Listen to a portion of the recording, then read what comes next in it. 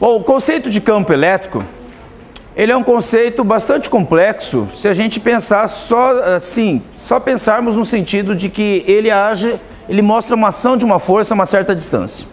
No entanto, o conceito de campo elétrico, ele passa a ser compreensível a partir do momento que a gente pode fazer uma analogia com outro campo conhecido, que é o campo gravitacional.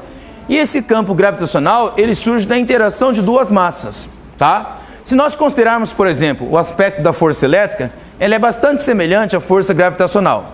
Por exemplo, se eu aproximo duas cargas elétricas de sinais opostos, o que surge entre eles? Uma força de atração.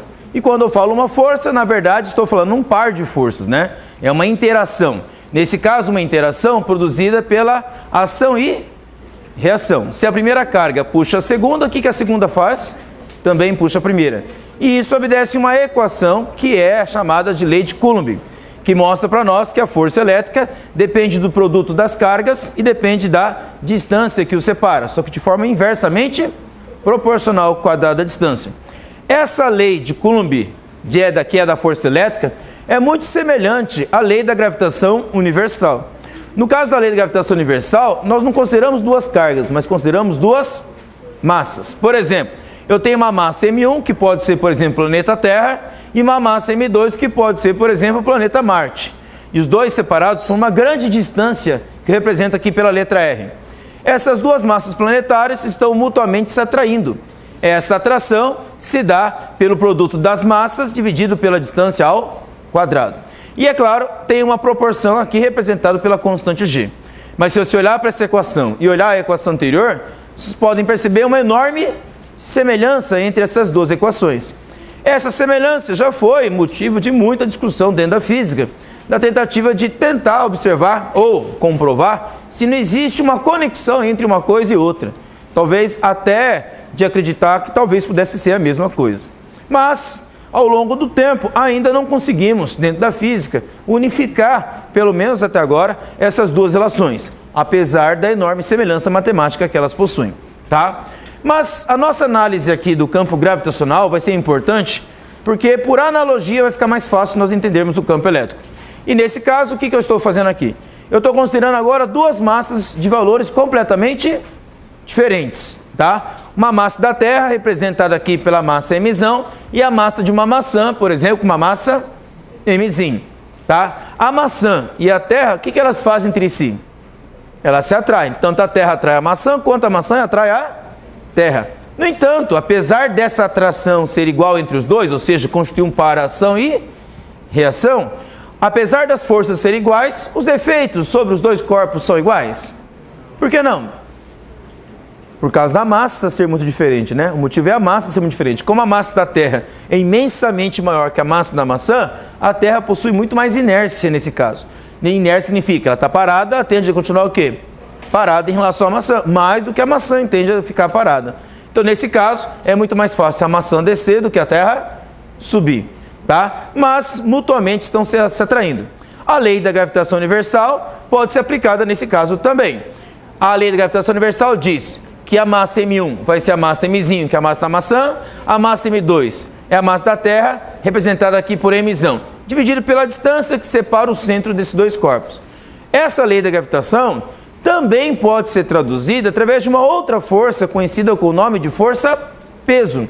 A força-peso da maçã. Como é que eu calculo o peso da maçã? O peso da maçã é igual à massa da maçã vezes a aceleração da gravidade. Nesse caso, essa força é uma força da gravidade e essa força é a mesma força da gravidade. Logo, se essas duas forças são iguais, o que nós podemos fazer com elas? Se as duas forças são iguais, o que nós podemos fazer com elas? Podemos igualar. Aí eu pego aquela equação e igualo com essa equação. Ao igualarmos essas duas equações, colocando essa equação igual a essa, o que nós observamos que aparece os dois lados da igualdade? A massa de quem? Da maçã. E isso é importante você observar, que essa massa da maçã aparece aqui e aparece aqui, mostra para nós que a gravidade gerada pela Terra não depende do quê? Da maçã. Então o que eu vou poder fazer com essa maçã aqui, com essa massa da maçã aqui e a massa da maçã do outro lado? Podemos cortar. Cortando essa massa aqui e essa massa aqui, o que vai sobrar para a gente aqui? Vai sobrar apenas a gravidade desse lado, a aceleração da gravidade do lado esquerdo e do lado direito, o que vai nos restar? Vai nos restar uma constante da gravitação, que é um número, vezes quem? A massa da Terra, dividido pela distância ao quadrado. O que essa equação mostra para nós? Mostra que a gravidade, ela não é gerada pela maçã. Aliás, não tem nada a ver com a maçã, mas é gerada por quem? Pela Terra, pela enorme massa da Terra. Isso significa que se eu quisesse estudar, por exemplo, a gravidade da Lua, bastava eu trocar a nossa análise aqui pela massa de quem? Da Lua. E é claro, a distância também seria a distância da Lua aqui, da superfície até o centro. Mas nesse caso, que eu estou falando da Terra, a gravidade gerada aqui é a gravidade da Terra, ou também chamado de campo gravitacional. Então, o campo gravitacional, ele é resultado da existência de uma massa planetária, onde essa massa planetária, ela altera as propriedades do espaço circundante, ok? Gerando esse campo gravitacional. Ou seja, o campo gravitacional é exatamente o resultado da mudança das propriedades do espaço circundante provocado pela presença da massa. Se essa massa não existisse, aqui seria vácuo. Também não haveria nada e não aconteceria nada. Mas a massa planetária da Terra vai mudar alguma coisa no espaço? Vai criar o quê? Um campo gravitacional. E o que esse campo gravitacional ele é capaz de fazer? Tá aqui, ó. O campo gravitacional, ele atua sobre qualquer outra massa que esteja ali por perto e produz nessa outra massa a ação de uma força. Esse é o papel do campo gravitacional, de atuar sobre outras massas e produzir uma força da gravidade. Agora, e se não houvesse essas outras massas? O campo gravitacional estaria ali. A presença da massa da Terra já seria o suficiente para criar esse campo gravitacional. Agora, a presença de outras massas vão sentir a existência desse campo gravitacional. Entendido? Então, o campo gravitacional é essa mudança no espaço, essa propriedade do espaço que sofre mudança devido à presença dessa massa.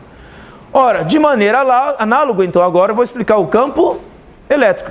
Vamos considerar agora duas cargas elétricas também, com valores muito diferentes. Uma carga elétrica muito grande e uma carga elétrica pequena aqui. Essas duas cargas elétricas muito diferentes também vamos servir de exemplo para a gente entender como essa carga elétrica enorme vai alterar o espaço circundante ao redor dela aqui, tá? Pegamos essa carga pequena, que chamamos de carga de prova, e essa carga grande, chamada de carga geradora. Essa carga geradora, ela atrai a carga pequena da mesma forma que a carga pequena atrai a carga geradora aqui. A lei de Coulomb estabelece como medirmos essa força elétrica. A força elétrica depende de uma constante aqui representada pela letra K, que no caso representa o meio na qual essa carga elétrica está inserida, do valor Qzinho, que é a carga Q1, a carga de prova, do valor Qzão, que é a carga geradora. Tá? E essa mesma força elétrica tem uma força análoga, uma representação análoga à força peso. Lá na força peso, nós não calculamos como sendo a massa da maçã vezes o campo gravitacional?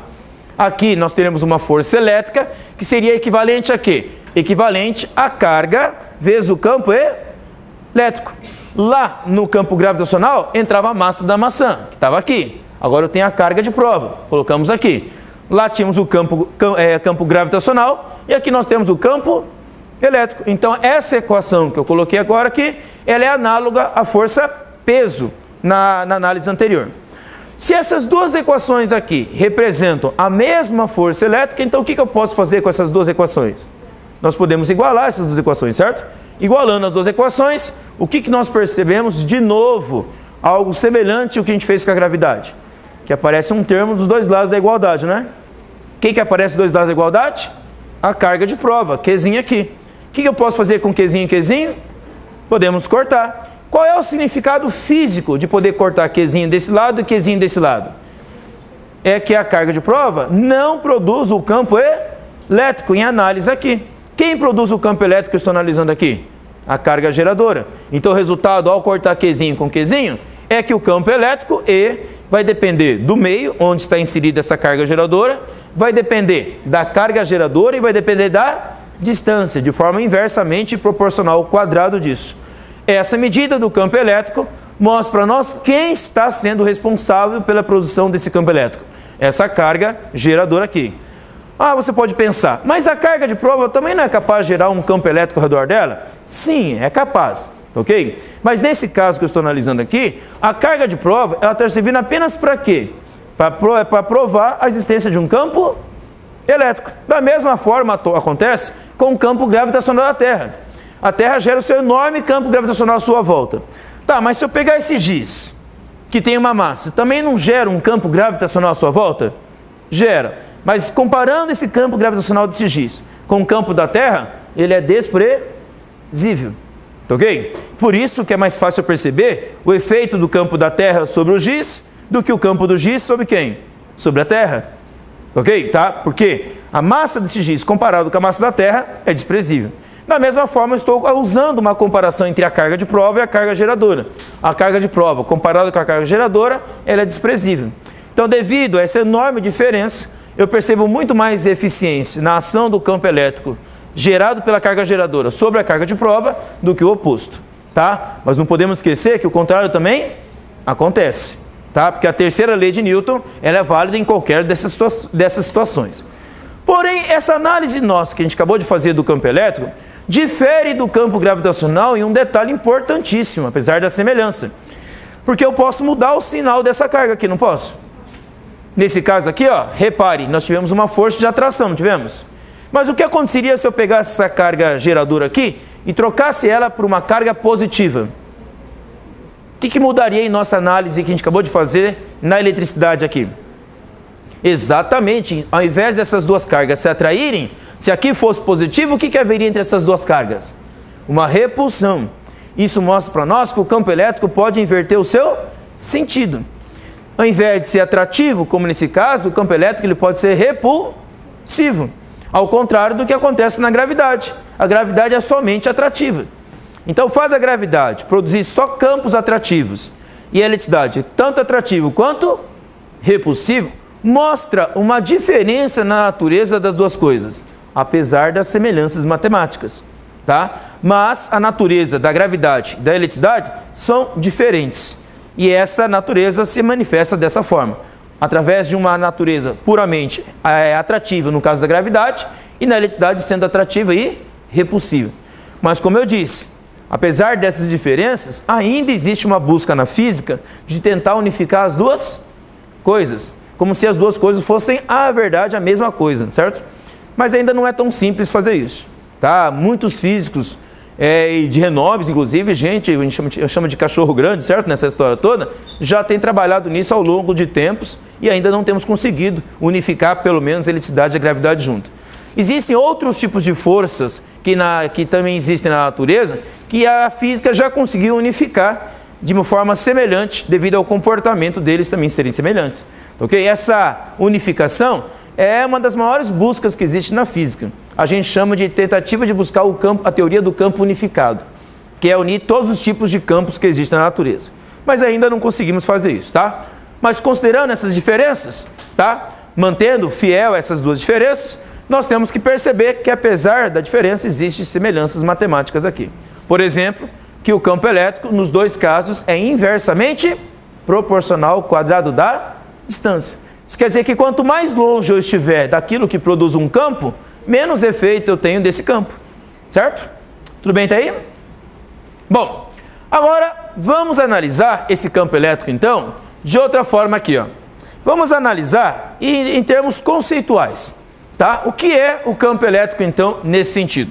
O campo elétrico, ele vai ser a região do espaço, aquela região em volta da carga elétrica, onde ele é capaz de produzir interações, ou seja, forças de natureza elétrica. É para isso que existe o campo elétrico, produzir força, ok? Nessa região do espaço, onde ocorrem essas forças, ok? A característica que a carga elétrica vai produzir ali, a carga geradora, tá? Que ela vai produzir ao redor, poderá produzir campos elétricos de dois tipos. Esse campo elétrico poderá ser atrativo se a carga geradora for negativa, ou poderá ser repulsivo se a carga geradora for positiva. Então é uma característica do espaço produzido pela carga geradora, tá? O campo elétrico produz então interações, ou seja, forças à distância, portanto sem contato físico. Não há necessidade de uma carga encostar na outra. O campo é a maneira com que uma carga age sobre outra à distância, tá ok?